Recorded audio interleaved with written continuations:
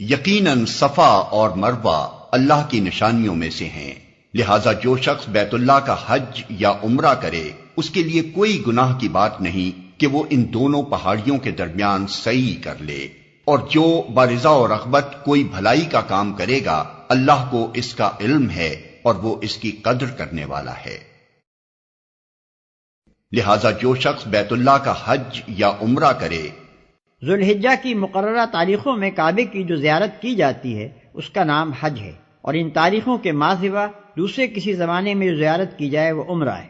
اس کے لیے کوئی گناہ کی بات نہیں کہ وہ ان دونوں پہاڑیوں کے درمیان سعی کر لے۔ صفا و مروہ مسجد حرام کے قریب دو پہاڑیاں ہیں جن کے درمیان دوڑنا من جملہ ان مناسک کے تھا جو اللہ تعالیٰ نے حج کے لیے حضرت ابراہیم علیہ السلام کو سکھائے تھے۔ بعد میں جب مکے اور آس پاس کے تمام علاقوں میں مشرکانہ جاہلیت پھیل گئی تو صفا پر اساف اور مروہ پر نائلہ کے استھان بنا لیے گئے اور ان کے گرد طواف ہونے لگا۔ پھر جب نبی صلی اللہ علیہ وسلم کے ذریعے سے اسلام کی روشنی اہل عرب تک پہنچی تو مسلمانوں کے دلوں میں یہ سوال کھٹکنے لگا کہ آیا صفا و مروہ کی سعی حج کے اصلی مناسک میں سے ہے یا محض زمانہ شرک کی ایجاد ہے، اور یہ کہ اس سعی سے کہیں ہم ایک مشرکانہ فعل کے مرتکب تو نہیں ہو جائیں گے۔ نیز حضرت عائشہ رضی اللہ عنہا کی روایت سے معلوم ہوتا ہے کہ اہل مدینہ کے دلوں میں پہلے ہی سے سعی بین الصفا والمروہ کے بارے میں کراہت موجود تھی، کیونکہ وہ منات کے معتقد تھے اور اصاف و نائلہ کو نہیں مانتے تھے۔ انہی وجوہ سے ضروری ہوا کہ مسجد حرام کو قبلہ مقرر کرنے کے موقع پر ان غلط فہمیوں کو دور کر دیا جائے جو صفا اور مروہ کے بارے میں پائی جاتی تھیں، اور لوگوں کو بتا دیا جائے کہ ان دونوں مقامات کے درمیان سعی کرنا حج کے اصلی مناسک میں سے ہے، اور یہ کہ ان مقامات کا تقدس خدا کی جانب سے ہے نہ کہ اہل جاہلیت کی من گھڑت۔ اور جو برضا و رغبت کوئی بھلائی کا کام کرے گا، یعنی بہتر تو یہ ہے کہ یہ کام دلی رغبت کے ساتھ کرو، ورنہ حکم بجا لانے کے لیے تو کرنا ہی ہوگا۔ جو لوگ ہماری نازل کی ہوئی روشن تعلیمات اور ہدایات کو چھپاتے ہیں، درا حالے کہ ہم انہیں سب انسانوں کی رہنمائی کے لیے اپنی کتاب میں بیان کر چکے ہیں، یقین جانو کہ اللہ بھی ان پر لعنت کرتا ہے اور تمام لعنت کرنے والے بھی ان پر لعنت بھیجتے ہیں۔ علماء یہود کا سب سے بڑا قصور یہ تھا کہ انہوں نے کتاب اللہ کے علم کی اشاعت کرنے کے بجائے اس کو ربیوں اور مذہبی پیشہ وروں کے ایک محدود طبقے میں مقید کر رکھا تھا، اور عامہ خلائق تو درکنار، خود یہودی عوام تک کو اس کی ہوا نہ لگنے دیتے تھے۔ پھر جب عام جہالت کی وجہ سے ان کے اندر گمراہیاں پھیلی تو علماء نے نہ صرف یہ کہ اصلاح کی کوئی کوشش نہ کی، بلکہ وہ عوام میں اپنی مقبولیت برقرار رکھنے کے لیے ہر اس ضلالت اور بدعت کو جس کا رواج عام ہو جاتا ہے اپنے قول و عمل سے یا اپنے سکوت سے الٹی سند جواز عطا کرنے لگے۔ اسی سے بچنے کی تاکید مسلمانوں کو کی جا رہی ہے۔ دنیا کی ہدایت کا کام جس امت کے سپرد کیا جائے اس کا فرض یہ ہے کہ اس ہدایت کو زیادہ سے زیادہ پھیلائے، نہ یہ کہ بخیل کے مال کی طرح اسے چھپا رکھے۔ البتہ جو اس روش سے باز آ جائیں اور اپنے طرز عمل کی اصلاح کر لیں اور جو کچھ چھپاتے تھے اسے بیان کرنے لگیں، ان کو میں معاف کر دوں گا، اور میں بڑا درگزر کرنے والا اور رحم کرنے والا ہوں۔ جن لوگوں نے کفر کا رویہ اختیار کیا اور کفر کی حالت ہی میں جان دی، ان پر اللہ اور فرشتوں اور تمام انسانوں کی لعنت ہے۔ جن لوگوں نے کفر کا رویہ اختیار کیا اور کفر کی حالت ہی میں جان دی، کفر کے اصلی معنی چھپانے کے ہیں، اسی سے انکار کا مفہوم پیدا ہوا اور یہ لفظ ایمان کے مقابلے میں بولا جانے لگا۔ ایمان کے معنی ہے ماننا، قبول کرنا، تسلیم کر لینا۔ اس کے برعکس کفر کے معنی ہے نہ ماننا، رد کر دینا، انکار کرنا۔ قرآن کی روح سے کفر کے رویے کی مختلف صورتیں ہیں۔ ایک یہ کہ انسان سرے سے خدا ہی کو نہ مانے یا اس کے اقتدار اعلیٰ کو تسلیم نہ کرے اور اس کو اپنا اور ساری کائنات کا مالک اور معبود ماننے سے انکار کر دے یا اسے واحد مالک اور معبود نہ مانے۔ دوسرے یہ کہ اللہ کو تو مانے مگر اس کے احکام اور اس کی ہدایات کو واحد منبع علم و قانون تسلیم کرنے سے انکار کر دے۔ تیسرے یہ کہ اصولاً اس بات کو بھی تسلیم کر لے کہ اسے اللہ ہی کی ہدایت پر چلنا چاہیے، مگر اللہ اپنی ہدایات اور اپنے احکام پہنچانے کے لیے جن پیغمبروں کو واسطہ بناتا ہے انہیں تسلیم نہ کرے۔ چوتھے یہ کہ پیغمبروں کے درمیان تفریق کرے اور اپنی پسند یا اپنے تعصبات کی بنا پر ان میں سے کسی کو مانے اور کسی کو نہ مانے۔ پانچویں یہ کہ پیغمبروں نے خدا کی طرف سے عقائد، اخلاق اور قوانین حیات کے متعلق جو تعلیمات بیان کی ہیں ان کو یا ان میں سے کسی چیز کو قبول نہ کرے۔ چھٹے یہ کہ نظریے کے طور پر تو ان سب چیزوں کو مان لے، مگر عملاً احکام الہی کی دانستہ نافرمانی کرے اور اس نافرمانی پر اصرار کرتا رہے، اور دنیاوی زندگی میں اپنے رویے کے بنا اطاعت پر نہیں بلکہ نافرمانی ہی پر رکھے۔ یہ سب مختلف طرز فکر و عمل اللہ کے مقابلے میں باغیانہ ہیں، اور ان میں سے ہر ایک رویے کو قرآن کفر سے تعبیر کرتا ہے۔ اس کے علاوہ بعض مقامات پر قرآن میں کفر کا لفظ کفران نعمت کے معنی میں بھی استعمال ہوا ہے اور شکر کے مقابلے میں بولا گیا ہے۔ شکر کے معنی یہ ہے کہ نعمت جس نے دی ہے انسان اس کا احسان مند ہو، اس کے احسان کی قدر کرے، اس کی دی ہوئی نعمت کو اسی کی رضا کے مطابق استعمال کرے، اور اس کا دل اپنے محسن کے لیے وفاداری کے جذبے سے لبریز ہو۔ اس کے مقابلے میں کفر یا کفران نعمت یہ ہے کہ آدمی یا تو اپنے محسن کا احسان ہی نہ مانے اور اسے اپنی قابلیت یا کسی غیر کی عنایت یا سفارش کا نتیجہ سمجھے، یا اس کی دی ہوئی نعمت کی ناقدری کرے اور اسے ضائع کر دے، یا اس کی نعمت کو اس کی رضا کے خلاف استعمال کرے، یا اس کے احسانات کے باوجود اس کے ساتھ غدر اور بے وفائی کرے۔ اس نوع کے کفر کو ہماری زبان میں بالعموم احسان فراموشی، نمک حرامی، غداری اور ناشکر پن کے الفاظ سے تعبیر کیا جاتا ہے۔ اسی لعنت زدگی کی حالت میں وہ ہمیشہ رہیں گے، نہ ان کی سزا میں تخفیف ہوگی اور نہ انہیں پھر کوئی دوسری مہلت دی جائے گی۔ تمہارا خدا ایک ہی خدا ہے، اس رحمان اور رحیم کے سوا کوئی اور خدا نہیں۔ اس حقیقت کو پہچاننے کے لیے اگر کوئی نشانی اور علامت درکار ہے تو جو لوگ عقل سے کام لیتے ہیں ان کے لیے آسمانوں اور زمین کی ساخت میں، رات اور دن کے پیہم ایک دوسرے کے بعد آنے میں، ان کشتیوں میں جو انسان کے نفع کی چیزیں لیے ہوئے دریاؤں اور سمندروں میں چلتی پھرتی ہیں، بارش کے اس پانی میں جسے اللہ اوپر سے برساتا ہے، پھر اس کے ذریعے سے زمین کو زندگی بخشتا ہے، اور اپنے اسی انتظام کی بدولت زمین میں ہر قسم کی جاندار مخلوق کو پھیلاتا ہے، ہواؤں کی گردش میں اور ان بادلوں میں جو آسمان اور زمین کے درمیان تابع فرمان بنا کر رکھے گئے ہیں، بے شمار نشانیاں ہیں۔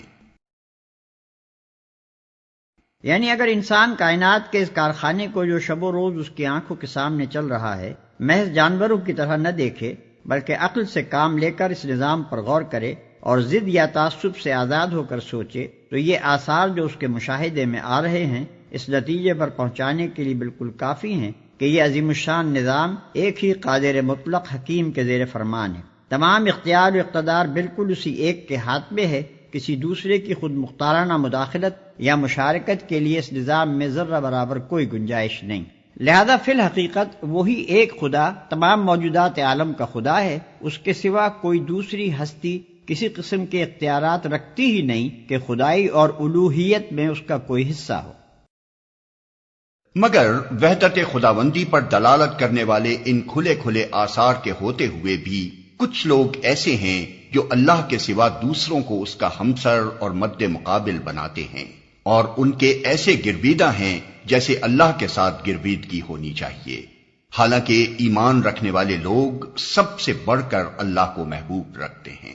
کاش جو کچھ عذاب کو سامنے دیکھ کر انہیں سوچنے والا ہے وہ آج ہی ان ظالموں کو سوچ جائے کہ ساری طاقتیں اور سارے اختیارات اللہ ہی کے قبضے میں ہیں، اور یہ کہ اللہ سزا دینے میں بھی بہت سخت ہے۔ کچھ لوگ ایسے ہیں جو اللہ کے سوا دوسروں کو اس کا ہمسر اور مد مقابل بناتے ہیں، یعنی خدائی کی جو صفات اللہ کے لیے خاص ہیں ان میں سے بعض کو دوسروں کی طرف منسوب کرتے ہیں، اور خدا ہونے کی حیثیت سے بندوں پر اللہ تعالیٰ کے جو حقوق ہیں وہ سب یا ان میں سے بعض حقوق یہ لوگ ان دوسرے بناوٹی معبودوں کو ادا کرتے ہیں۔ مثلا سلسلہ اسباب پر حکمرانی، حاجت روائی، مشکل کشائی، فریاد رسی، دعائیں سننا اور غیب و شہادت ہر چیز سے واقف ہونا، یہ سب اللہ کی مخصوص صفات ہیں، اور یہ صرف اللہ ہی کا حق ہے کہ بندے اسی کو مقتدر اعلیٰ مانیں، اسی کے آگے اطراف بندگی میں سر جھکائیں، اسی کی طرف اپنی حاجتوں میں رجوع کریں، اسی کو مدد کے لیے پکاریں، اسی پر بھروسہ کریں، اسی سے امیدیں وابستہ کریں اور اسی سے ظاہر و باطن میں ڈریں۔ اسی طرح مالک الملک ہونے کی حیثیت سے یہ منصب بھی اللہ ہی کا ہے کہ اپنی رعیت کے لیے حلال و حرام کی حدود مقرر کرے، ان کے فرائض و حقوق معین کرے، ان کو امر و نہی کے احکام دے، اور انہیں یہ بتائے کہ اس کی دی ہوئی قوتوں اور اس کے بخشے ہوئے وسائل کو وہ کس طرح کن کاموں میں کن مقاصد کے لیے استعمال کریں۔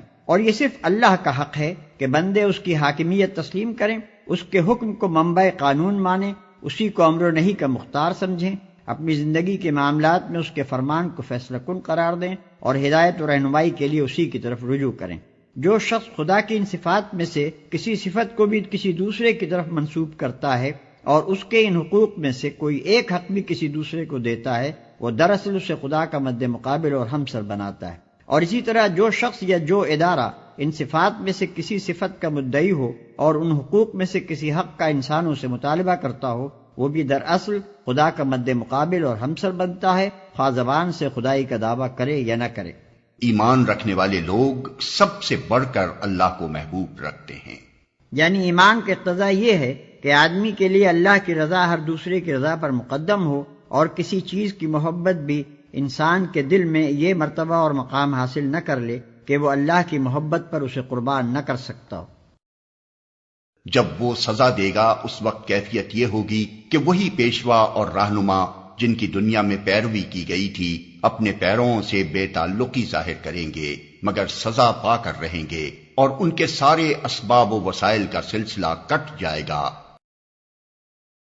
اور وہ لوگ جو دنیا میں ان کی پیروی کرتے تھے کہیں گے کہ کاش ہم کو پھر ایک موقع دیا جاتا، تو جس طرح آج یہ ہم سے بیزاری ظاہر کر رہے ہیں ہم ان سے بیزار ہو کر دکھا دیتے۔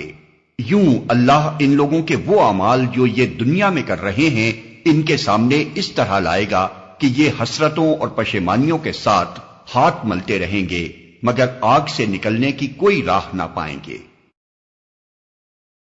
ہم ان سے بیزار ہو کر دکھا دیتے۔ یہاں خاص طور پر گمراہ کرنے والے پیشواؤں اور لیڈروں اور ان کے نادان پیرووں کے انجام کا اس لیے ذکر کیا گیا ہے کہ جس غلطی میں مبتلا ہو کر پچھلی امتیں بھٹک گئیں اس سے مسلمان ہوشیار رہیں اور رہبروں میں امتیاز کرنا سیکھیں اور غلط رہبری کرنے والوں کے پیچھے چلنے سے بچیں۔